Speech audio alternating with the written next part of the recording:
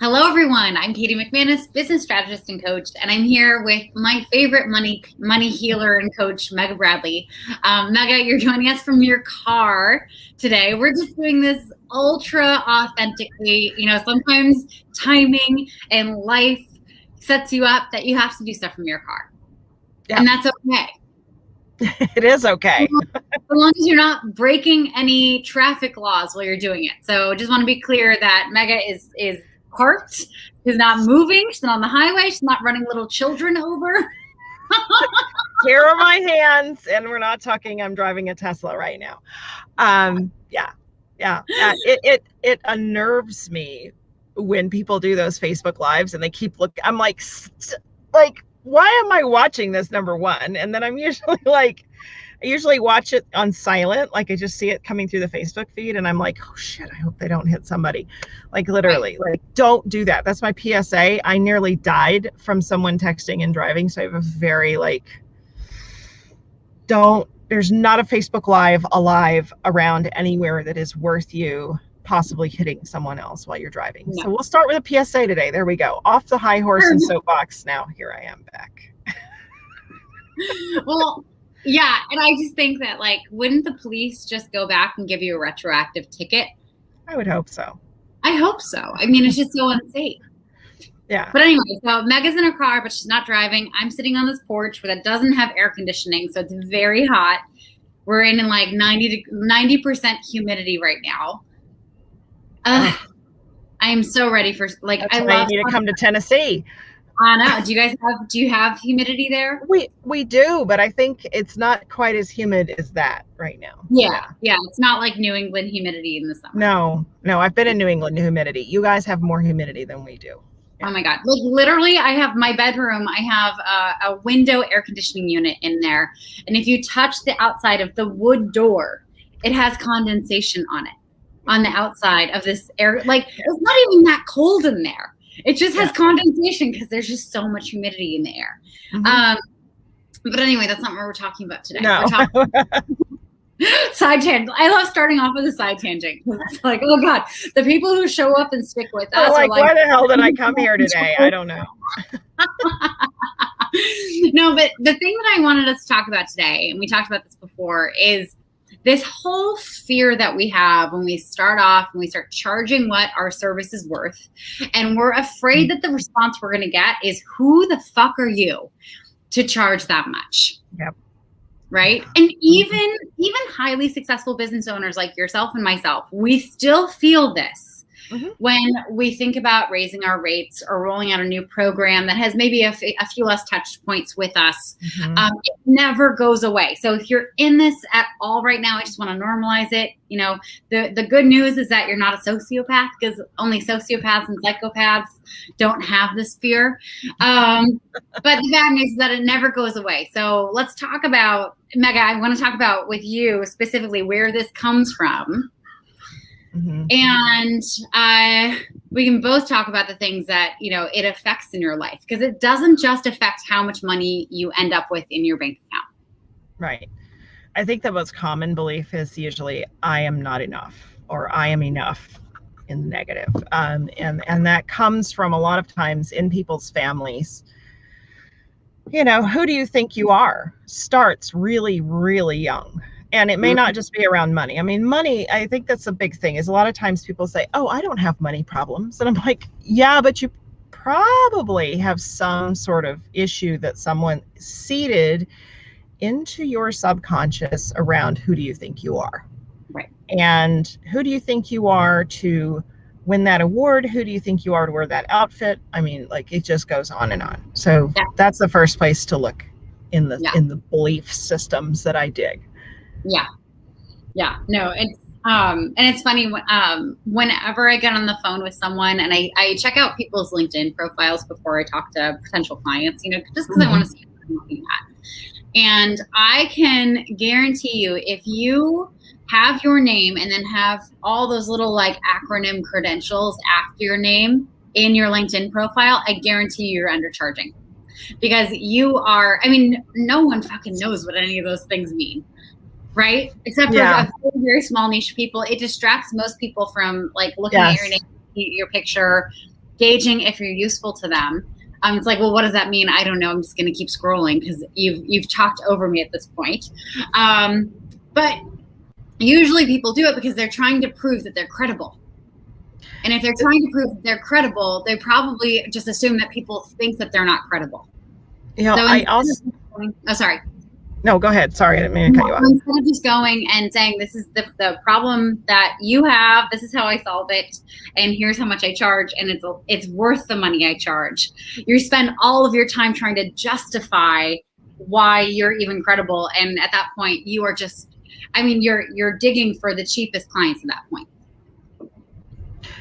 I think there's another thing in here to talk about for people, especially since I know that you also have this streaming for LinkedIn. Mm-hmm. I think there's another thing that goes with this, and it has to do with our having been socialized. And we've talked about this in different ways in the past. I think it has to do with being socialized to have this long resume of justifications about why you're better than the other applicant. Yeah. And that if you are really a boss in your field and you rock what you do, the credentials, even including your degrees, do not mean nearly what you have been programmed to believe that they do. Because Richard Branson doesn't have a bachelor's degree, I believe. No, he doesn't. He might have one by default because someone decided to hand him one. Right. But a lot of times there's an apology that we give for even asking. And many times that apology is, well, let me stack up my 50 credentials. We do this in dating too, but this is why you and I could probably do a whole other. That's next week. Next week is money and dating. There we go. Yeah. So, Mark Zuckerberg never graduated college. No, the most successful people don't, because why? They know how to get outside the box. And you're going to school to be trained to get inside the box. So then it becomes a real paradigm shift when you're trying to get up to the top of the roof so that you can shatter the glass ceiling past the top of the roof. And then you're still trying to justify your existence based on what they told everybody to stay underneath the ceiling. So you have to become a rebel inside of whatever it is that you're doing in order to actually become the top of the game. Right. And like, let's own that not everyone is going to be the best at what they do. Okay. Mm-hmm. I'm sure I'm not the best at what I do. I'm sure there are other people who do what I do far better, far more efficiently, whatever. But they don't have my personality. You know, like there are some people that I get on the phone with and it's like, nah, this is not a personality fit. Right. You know? And that's normal. We don't have to have personality fits with absolutely everyone. But the clients that I do attract, the ones that really want to work with me, they're like, I love her personality. She makes me laugh, or she makes me think, or the way she phrases things makes me feel good about myself, or really puts me into question, doesn't make me defensive. Not everyone's going to have that impact with the same people. So really there's this fear that we have, like, who the fuck are you to charge so much? But also, who the fuck are you to take up space and speak and be seen? Like, we have this fear around being seen. And oftentimes what people do is they keep themselves hidden. And the problem with that in a business is you cannot be a secret and a success at the same time. It just does not work. Absolutely. Right. Yes. And oftentimes the people who are making those judgments to ask you that question, what is that? There's an expression that I love. It's like, the people who want to sit around and criticize you, those are the people who are less successful than you, because they have the much time to criticize you. Because the people who are ahead of you, who are rocking their game, they're more than happy to give you 10 minutes of advice and say, yep, keep on going, because they're solidly successful. Anybody who is judging you on whether or not you should be, who do you think you are, probably needs to go take a look at their own self. So I would turn that around and tell them, why don't you go look in the mirror and ask yourself that question, because it'll be far more rewarding to ask it to yourself than it will be to ask it to me. Oh, 100%. Well, and here's the sad thing is that a lot of new business owners, they get themselves stuck here before they get any traction in their business. Whenever I talk to a new business owner, the number one thing that I notice is if they have a website, their website is basically their resume vomited on some WordPress or Squarespace. The problem with this is that all of us, every single human in the world, we walk around gauging, is this useful to me? Is this useful to me? Is this useful to me? And me looking at your resume does not tell me that you're going to help me lose weight. The fact that you went to personal training school and you did this and you worked at this other place and, you have, dietitian stuff, whatever, that doesn't tell me the results you're going to get me. Right. Yeah. And I want to bring up, just so that everyone, do you have a degree? Just so I don't. I actually left college my senior year of college. I left my junior year. Yeah. And I was just like, I was studying French and philosophy, and I realized, oh my God, like, what am I going to be? A French professor, philosophy professor? Actually, I had a conversation with my advisor, who is my French advisor. And I was like, I want to be a French professor. And she actually pulled up the numbers for me. I have this history of people pulling up numbers for me to show me whether I should or shouldn't do something. Right. And let me show you how many published PhD candidates are candidates for each tenure track job. Ooh. And for French professorships that were tenure track, which is the only way you can make any money that's worth living off of in education, there were something like 359 on average for every single fucking tenure track coach. And she said, I see you're passionate about French, but you're not going to live and die for it. And if you're going to go for this, you have to live and die for it. And it's just not worth it to you. There are a million things. And she said, you work in restaurants. You work full-time managing a restaurant along with studying. You make more money than I do. She wasn't even a tenure track professor. She was making just over minimum wage teaching bratty college students how to speak French. Wow. And so you went on and invested in coaches, right? Yeah. Which is what I did. And I think one of the things that happens, and so this is for everyone who doesn't have MBA, BA, whatever letters behind you. Yeah. One of the things that then happens for entrepreneurs, and this is what happened for me, and I'm so happy I finally have reached this stage. It's not to say I'm stopping learning. I still have plenty of stuff to learn. And as Katie said, we're not necessarily the best ever. That is the point of continuous improvement and pursuit of who we are. But I have invested probably $150,000 in education and training, much of which was because the very topic we're talking about. Who do you think you are to charge that? And I would invest in things that a lot of them were like, I got in there and I was like, I knew this. Like I knew it, but the payback was it built my confidence, because I was like, oh, I could have taught this. It's not to say every mentor I've had has been that case. It's not true. I've got some amazing mentors, and it's why I am where I am and why I'm able to ask for what I asked for and feel confident about it. However, I think entrepreneurs do this in the whole go take every certification and seminar course that's ever lived under the sun and think that that's the who do you think you are cover. And until you remove the worthiness belief, you will not actually stop spending that kind of money. That's actually the wrong programs to spend money on. And you start then in spending money on the right coaches and the right things so that you really take off. That's the real rocket fuel. So yeah. I can tell you, because like the coaching world is full of people who never get out of that.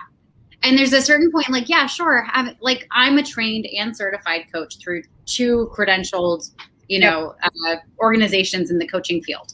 Right. I could absolutely go and get more and more and more and more and more certifications, but there's a point of diminishing returns. There's a point where I actually had to be like, no, fuck that. I have to actually get into my business now, start generating income, and really determine whether I need to become a leadership circle certified person or like I started down those paths, and it's like, no, that actually has nothing to do with the business that I'm in right now. Yeah. Correct. Meeting with them is valuable, but you don't have to be everything to everyone. And we have so many comments. I just want to touch on them. So we have Noor. Hi, Noor. There's an organization who wants to sponsor me as an umbrella. I'm not sure what that means, but I want to make sure. They told me, hey, Noor, you're amazing, but who are you? Like, what's your license? So in a case like this, like maybe a license or some training does help. But you don't go and get all of the licenses. Don't go and get all of the training. That's where it's not going to serve you anymore. And there's a difference between getting clients that are one-on-one and getting corporate clients. Sometimes corporate clients do have more stringent requirements for who they work with. Right.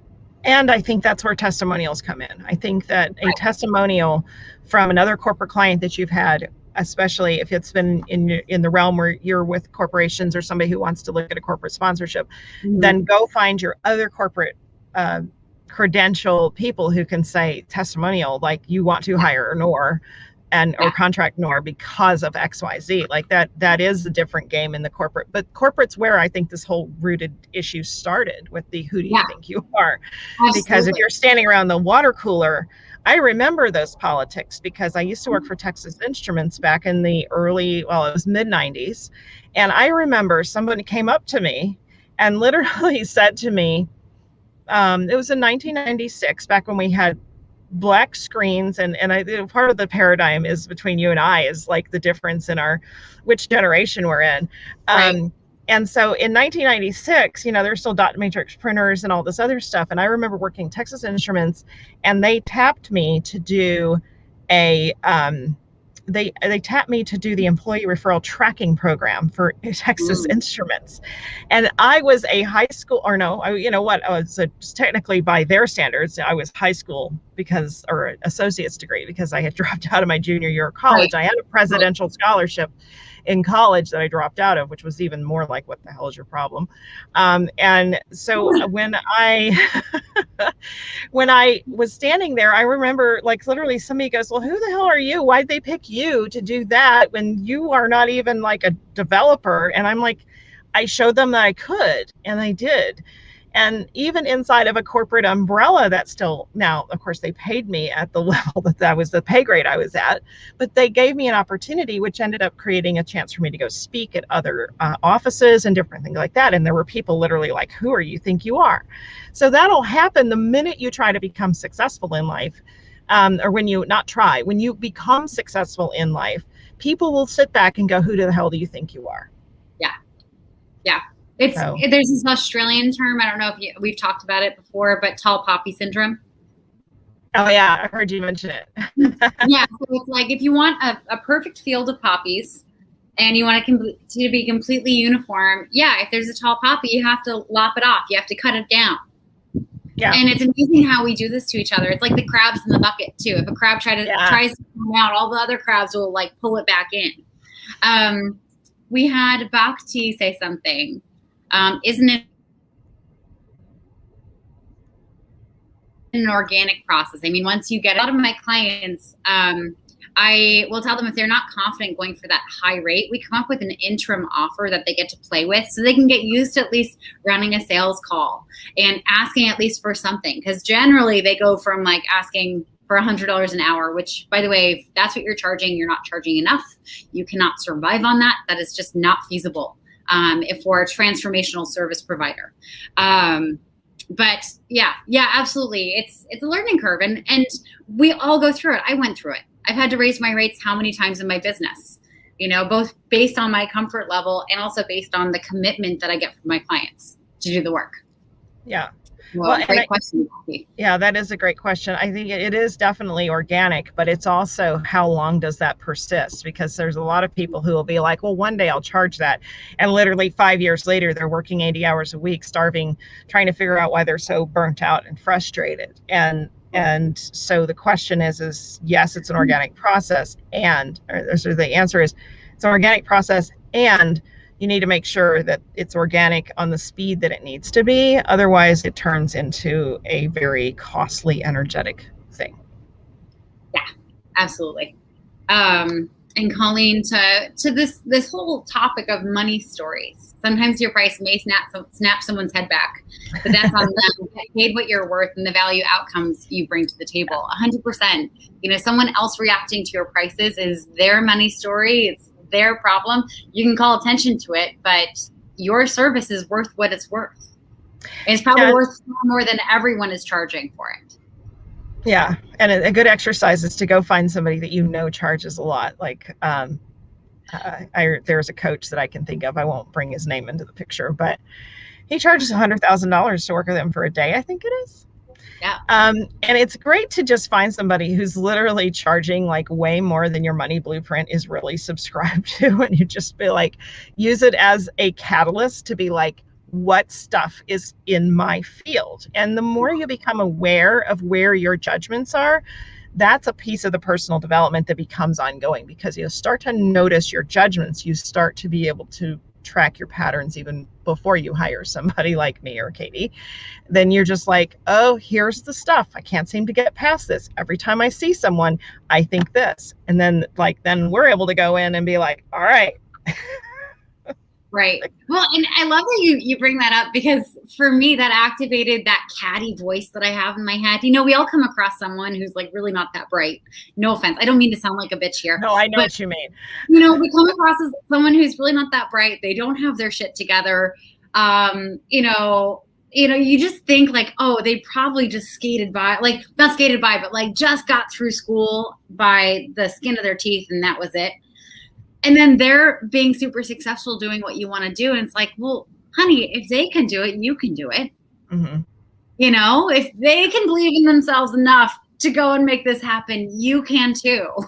You know? And that's where confidence comes in, because it doesn't necessarily matter. It's true of jobs. It's true of businesses. It's true of everything. It's about how much confidence and belief you have, because there are some people that you're like, how in the world did they pull that off with those degrees or with that level of quality? Sometimes, like even sometimes people that you're like, really? Like they do that?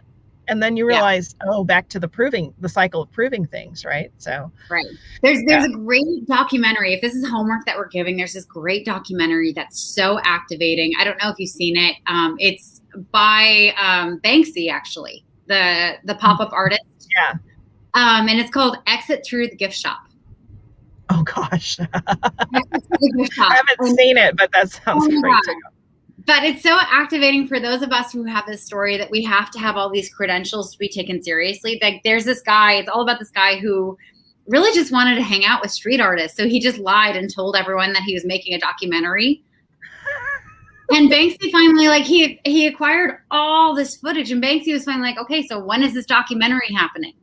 And so this guy was like, oh, well, I'll do it now. And so he goes and puts together this documentary, and it's awful. And so Banksy's like, no, like, you're not a documentarian, are you? And he's like, no, not really.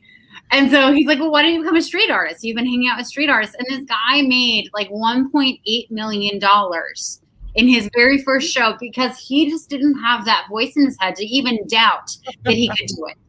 You know, his art became the cover for one of Madonna's albums.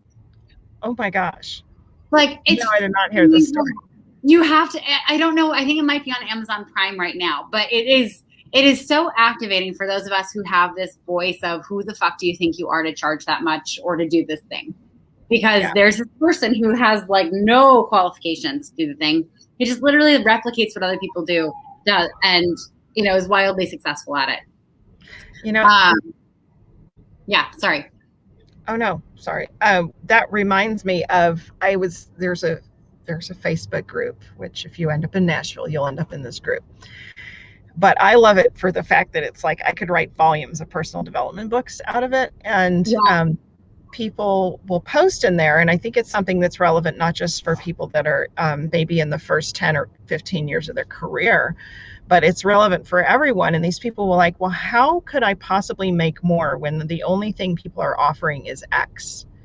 And I'll throw in there, why don't you actually completely zig and offer something about yourself that is totally not replicatable to compare you side by side with someone else? And they go, oh my gosh, why did I think of that? Because many times we're just so pushed to try to fall inside of the check boxes. Oh, you have to do this, or you have to go here, or if you want to be successful, you have to be like X person that you've been following. It's like, no, sometimes that extremely exceptional thing, like you were talking about this guy, like he clearly, that his thing, his exceptionality had nothing to do with his qualification. Right. It was in his. Well, and it was crazy with this guy. It was all about the hype around him that he created. by just blindly asking for other people to support him. Right. And this is one of the reasons when I get on the phone with someone and they're like, I'm building a business around like marketing. And I'm like, well, what are some beliefs that you have about how the world works? And they have like this incredible thought process of like what makes the world go round. And there's thought leadership in it. And I'm like, oh, we can build a huge business out of that. They're like, but it has nothing to do with my actual business and what I offer. I'm like, no, but it does. It speaks to a higher power, and people love buying into something that is a bigger cause than themselves than just a thing. Yes. You know, it is just, and you can't, because this is so authentically you, no one else can rip it off. Right. Right. Yeah. So Noor said, yes, they were corporate. So, you know, Noor, I mean, the fastest path to cash with any business is one-on-one clients. Corporate clients do take a long time to come around. So just keep that in mind. Colleen just wrote, oh my God, the whole essay, our faces are gone. That can be a real tough one, especially as you may be in a position to ask existing clients for more or raise your prices. Of course, you will always want to raise as you grow, even for things like cost of living. You might do a discount when it's the first crack at a course or a group you're running, but make sure people know it's discounted for that reason. I guess my take is have the confidence to ask for what you're worth now. Absolutely, Colleen. Yep. Completely agree. It's and the worst case is if you go through several conversations and everyone is like, then maybe do some inflective thinking, like, yeah. Well, is it in my sales conversation or is it really in the value? Right. And I can't tell you how many times I've heard, you know, I work with clients who are really just beginning out or who've like been trying this thing for a while and it's just kind of not sticking and they don't know why, but they have some paying clients. And I tell them they need to raise their rates. And I can't tell you how many times I've gotten calls like outside of our sessions, like, oh my God, you'll never guess what they said. And I'm like, what? And I already know. And they're like, they said they've been waiting for me to raise my rates because I've been undercharging them. And they're like, they're so excited to pay me more. And it's like, well, duh, of course they have. And that's where my woo comes in. That is the law of divine compensation, because the universe is waiting, whether it's the individual human being that's sitting there going, I'm just waiting for you to ask for more.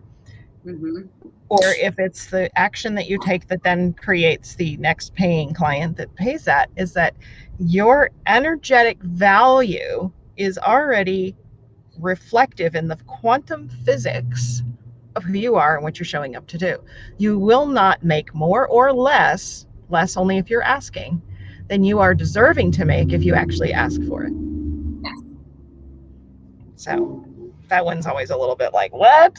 If I ask for $1 million, why don't I get it? Well, maybe you haven't raised your belief to that level. Well, and here's the thing about it. People get freaked out about asking for $1 million. And it's like, well, you're not going to go to the next person you meet and ask them for $1 million. You may ask them for 10,000. You know, and ask that. I can't do math, but like, how many times does that equal $1 million? Right. You know, build a business that adds up to it. Right. You know, my next client isn't going to be paying me $1 million. So I'm not going for that. If they had $1 million, they wouldn't need me. Right? At least not for that particular create more money thing. Yeah. Right. But that's right. You know what is actually what I have found around that area though, is that it's wherever we are, and that goes back to the expression is that to the first grader, the fourth grader is king, is that it's really interesting. If you talk to people that are like, yeah, I made $1 million last year and it's just really not cutting it for me. Like, and you go, oh, you know what? The thing I've learned about money, this is what I've learned so far, is that money has a infinite expanse opportunity, which if you think about it, go to St. Bart's on vacation. That's on your to-do list, or to the French Riviera, someplace where wealth lives as a standard. And you'll realize, like, even if you tend to be like, I have a 7-figure business. And then as you see like 16 power yachts that are worth, $100 million, you go, and I can create more. Yeah. Oh my gosh. I mean, another documentary for people to watch is the documentary Happy. And it talks about how money can actually buy happiness to a certain extent. And in the United States, this number is about $70,000. At that point, for most people in most locations in the US, that allows for you to have food, shelter, access to vacations, be able to save for retirement, pay for your health care, all that stuff. But it is in relation to how much money is around you. So if you make $150,000 a year, but everyone around you makes $300,000 a year, they can afford that much more than you. You're always going to feel inadequate next to them. That's also why the hell you think you can charge what you can. That's exactly the reason why collective poverty stays in the same zone. Yeah. Love that piece of that you just brought up. That's a separate conversation for another day, but that's really, really valuable to keep in mind is if you're asking, and depending on who you're asking, this is why I love the internet. If you have been asking people in your town that average $70,000 is a really good income and you're charging $10K for a program that lasts for 3 months, guess what you're going to get as a response? Who the hell do you think you are? But if you take that same offer and go reach out to people around the globe, I have found this to be true in working with clients in the UK. I'll tell them something that most Americans are like, ugh, and they're like, oh, sure, here you go. Because it's like a third, like there's a 20%, like they're like, sure. It's funny. This kind of works in the opposite, but not really. When I go to the UK, like I'll be walking through London and I'll be seeing all these beautiful clothes in the window and I'll be looking at the price and be like, that's not that much. It's only 17 pounds, forgetting that it's double that, if not more. And then I look at my bank statement afterwards. I'm like, oh shit. Right. But I think from a client helping standpoint, like really serving the world, is that you live in a global world. And if you are not leveraging, if you happen to be listening to this and you tend to still have a brick and mortar relationship, then part of your challenge of who the hell do you think you are for charging that may have to do with the fishbowl and the crab bucket that you're hanging out in. And the beautiful thing about our world right now is, and especially, I mean, this is one of the gifts, I think, of the pandemic, is that we took everything online. And now there's no small ponds anymore. Right. It's just one big, massive ocean. And like the fish are there.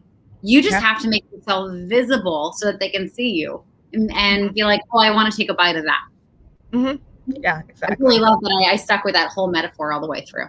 Well, it's to me it's the democratization of money. And as much as you could get into political conversations about what's up in the world and what's going on in which country and whatever, regardless of what you think of technology and the people that are controlling it, censoring it, running it, whatever, if you will get past your mindset and your ideology around that to the extent of who can I serve that might be literally sitting, like I have clients in New Zealand and Australia who have not been able to leave the country in however long, and I have served them, and they could do business with people who are right there in Australia. They don't have to do business with me. But the point is that technology has birthed even a greater opportunity to break out past the who do you think you are, because you can go find people who will not think that. They will not ask that about what you're charging. Right. So yeah. And this is also for those of you who are starting your business and getting really clear about who it is that you serve. I mean, if you can say, hey, you, I see you, and here are all the problems that you're facing right now, and here are all the factors that are going on in your life.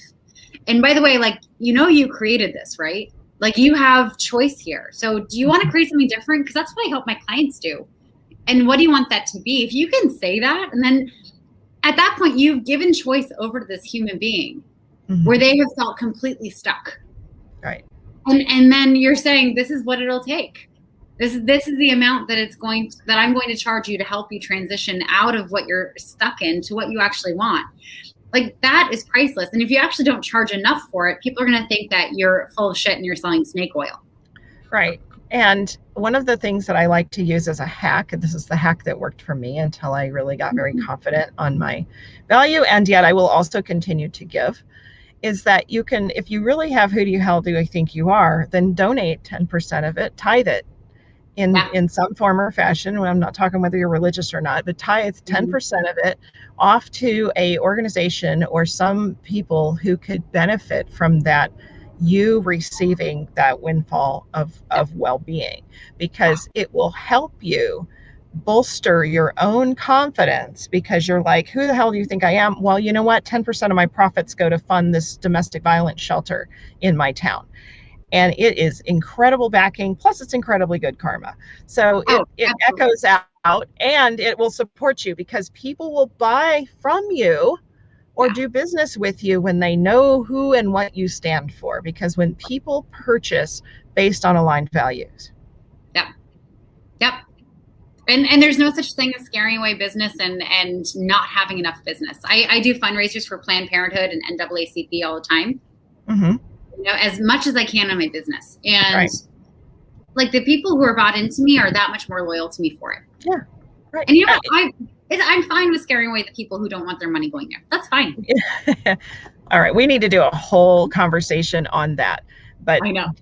like standing where your values are, because people do vote with their money. And yeah, we could probably talk about cancel culture and the power and the ups and downs of that whole ideology. And there is incredible power, though, if you are just like, I don't know who I am to do this. And it's like, well, then be who you are for the people who need you to be who you are.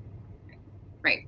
And I just want to call to attention for everyone watching, you know, you making, like, no one has it in their mind that they want to make millions of dollars each year so that they can go and buy a bunch of shit that are made with child labor at poverty level income, or, you know, only buy food that's bad for the environment and only do this. No, like, we want to go out to dinner more in our communities. We want to go support local businesses. We want to be able to go to vacations in places where we're supporting the local economy and making them more able to invest in their roads, their infrastructure, their safety, their schools.